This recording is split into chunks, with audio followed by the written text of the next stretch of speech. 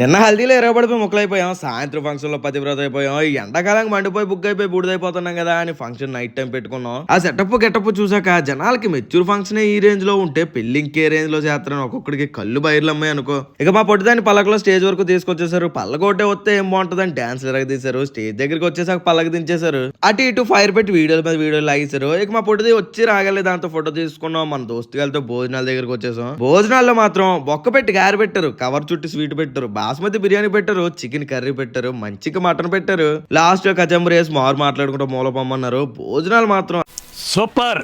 మా బాబుకి నాకు ఒక్క నిమిషం కూడా పడదు. ప్రతిసారి మా బాబుకి వీడియో తీయమంటది, తీయనంటే పోర గోంగూరగా అంటది. ఆ పాలు తాగరా భలే ఉంటాయి అంటది. తీరా పాలు తాగక అమ్మో చిన్నపిల్లల దగ్గర పాలు డబ్బా దొబ్బేసాడు అంటది. ఇక వచ్చిన చుట్టాలందరి దగ్గరికి వెళ్ళి ఈడు చిన్నప్పుడు జేబులు కొట్టేసేవాడు బాబు.